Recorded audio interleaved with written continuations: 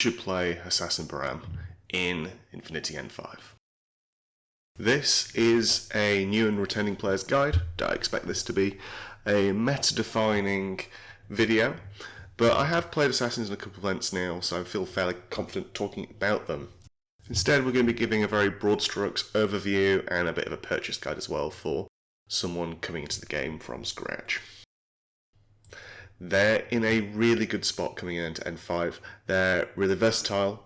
They're, in my opinion, some of the better defenders in the game, probably the best. I'm sure some KFC players will disagree. But you're really not going to struggle to defend. And with Chain of Command as well, you're not going to have games where you're putting Lost Lieutenant. You're always going to be able to play 3 rounds with them, unless something goes catastrophically wrong. The only warning I would give about getting into Assassins is that some of the best units, namely Fide and AR, are quite technical to play. You have to have a good understanding of the rules. Now, starting out with them, you don't necessarily need to run these units, but as you kind of progress as a player, you're going to be playing these more and more, I find. And this can feel quite uninteractive for your opponent. It can kind of punch down a bit, especially at new players.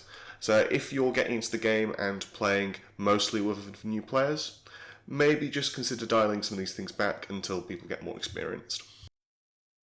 Along with that, they're generally an army that is, you're going to be running 15 troops that all do something relevant. You're very rarely going to be running 1 or 2 absolute haymakers. It's not a very elite army. So if you're looking for that experience, it's one of the few things Assassins can't do. To give a bit of a history lesson, in N4, one of Assassin's biggest weaknesses was a lack of good long-range shooting. You spent a lot of your games kind of nickel and diming and skirmishing to try and get around this kind of significant weakness. Going into N5, their shooting is actually pretty good. They've benefited a lot from the addition of good long-range EM weapons, and on top of already having good viral weapons, they nearly always have something that they can shoot a target to either disable it or take it out. With the exception of the AR, your shooting is good, but it is not great. You have very limited MSV options, and you're going to have to think carefully about the fight you're taking, often having to follow them up with CC, especially if you're using EM as your primary way of taking out armour. Decent, serviceable, not amazing, which is very important in a gunfighting game. Assassin's defense power largely comes in soft aero. You have the ability to project lots of mines, both viral and EM, following kind of the ballistics. That can kind of disrupt warbands and other offensive pieces as they come in, as well as really cheap defensive irregular units. Gazis are ones that stand out as 6-point jammers with template weapons that are really hard for your opponent to kind of battle through. They're less good than other factions in kind of hard aero, but they do have a number of real distinct options. The Sunderfuge Neurosynetics is definitely a standout piece if you're looking to leave a gun open. One of the strongest forms of defense in the game are hidden deployment explosive weapons that you can wait until your opponent kind of crosses a midpoint of the board before firing at them out of cover. And Assassins has some of the cheapest and most versatile options in the game between both the Shujay and the Nad here.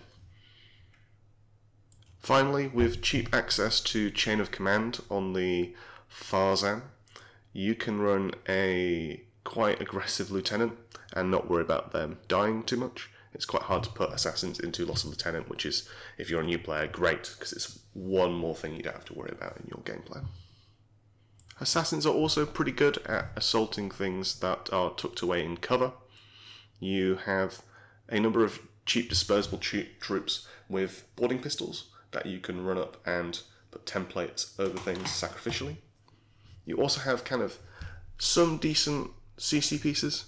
Mukmura and Azawira are the standout ones that can run into a room and kind of really tear apart enemy units.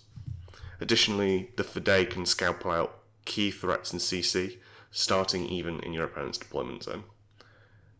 You're kind of lacking some of those CC monsters that something like JSA has, and you don't really have any. Your warbands lack CC skills themselves, which some other factions have access to. but overall you're pretty good at close assaulting an enemy. A lot of Nomad players really fear the extra penalty that the breed kill hacking device applies to enemy hackers that they're trying to kill. And it's for a very good reason. Assassins are very good at hacking at a budget level.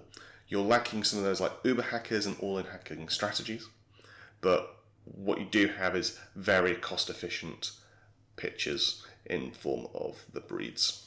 You can shoot pitches up the board and kill key hackers, or even cool down guided missile strikes fairly competently at a fairly budget price. Because you don't really care about special weapon cost too much, it's quite easy to fit a guided package into Assassin's list for a cheap price. There's also multiple really good kind of combat instinct hackers that are available for Assassins who really want to push into hacking, but you're going to lose to some of the more techie factions if you go all into this strategy. Unsurprisingly, Assassins are really good at being sneaky and getting into the Subterfuge game. They really gained a lot of camouflage markers in the form of mines and also quite decent Farzan profiles now. And some have probably the best access in the game to hidden deployment units. I've seen many lists and run some myself with 4 hidden deployment guys that are very, very competent. Impersonation markers from the Fides mean you can start quite close to your opponent's deployment zone, and you have great access to stealth, smoke, and parachutists as well. And the real downside to playing Assassins in this kind of general sneakiness role is your camouflage markers tend to be quite readable. There are limiters and -3 camouflage markers are either going to be mines or they're going to be a Farzan of some sort, and your zeros are either going to be a Dale Army or they're going to be a Sunday Butt, and your opponents are able to read that a little bit. But with access to hidden deployment stuff as well, that really can shake things up quite a lot. Now, before I get into the recommended buyer's guide, just a quick word on proxies. CB are quite generous on what proxies you can and can't use in events, and I've not been to an event, in the UK at least, that's been fussy about proxy models, and what you see is what you get, being super, super strict. I personally proxy quite a lot of models, but my assumption is if you're looking to get into Assassins, it's because you kind of like the models. So for the buyer's guide, it's going to be largely what you see is what you get. The action pack that will be coming out probably a little bit after this video is released is essential. I think that's the starting point for your army. Most of the miniatures in here you'll use, you might skip 1 or 2, especially as your collection grows here and there. It is a really solid pickup. Following that, the boring recommendation what you always have to make is to eat your greens a little bit. The remotes are boring, ubiquitous, but they'll make your list building a lot easier. Especially the 7-point flashbot is a really good defensive piece and will enable you to play more of the fun models in your lists. I'll pick this up straight away, so it's done and dusted. After that, some real solid units that kind of come in single blisters. Mukmara is a real standout piece as a close assault unit and really fun to play. I would highly recommend. The Hassassins Expansion Pack Alpha brings 3 units which are all really great staples, especially the Farzan really enables you to pop off early on. Finally, the AR is really strong in the current meta. It's quite a technical unit, but despite that I would still recommend it. It can holo project copies of itself and is a really good shooter. Ghazi and Matiwa are great. They're faction defining, but if you've picked up the action pack you already have Dale Army, and until you get to a set experience level I would just keep running Dale Army until you're ready to upgrade to Ghazi. It is quite a large box, you get 4 of them and you're only going to run 2 to 3 in an army usually, so it is quite a pricey one, but it is a great upgrade when you get the chance. Yara Haddad is a single model MSV2 gun that can cheaply fit into a lot of links. I would pick this up fairly early on. Hassassin El Jabal and Fidei are also both single blisters that you can pick up, which are both very competent. You see them in a lot of tournament lists. They are quite technical to play when you feel comfortable playing Fidei as an impersonation and not playing against decent to strong opponents. I would pick these up as well. Next is a selection of stuff that I would buy when you're excited to play them. The Hassassins support pack is great because you get Engineer and Doctor, but you don't necessarily need either of these in the typical Hassassin list. I think if you're looking to play with a tag, you'll want the Engineer. I don't think it's a bad way of getting a Gulam as well, as the Doctor can be a decent proxy in a pinch. Next is the Booster Pack Alpha.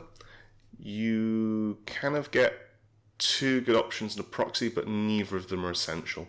I think it's good. If you're excited for things in that, you should pick it up, but I would not call it essential. The Shakush is your tag option. It's really good. If you want to play a tag, you should pick this up, but I don't think playing a tag is a major strength of the faction necessarily. Fiddler is another decent solid solo model. I don't think it's good as some of the previous ones listed, but she's still quite decent. Finally, the Assassin Fireteam Pack Alpha. It is what it says on the tin. If you're excited about playing fire teams in Assassins, if that's the thing that you've played a couple of games, it's like, oh, I'm really enjoying this, this is what you should pick up next. Now, it's 4 models, and you're probably only going to be running 2 or 3 of them in the list if you're pushing it, but they are quite decent.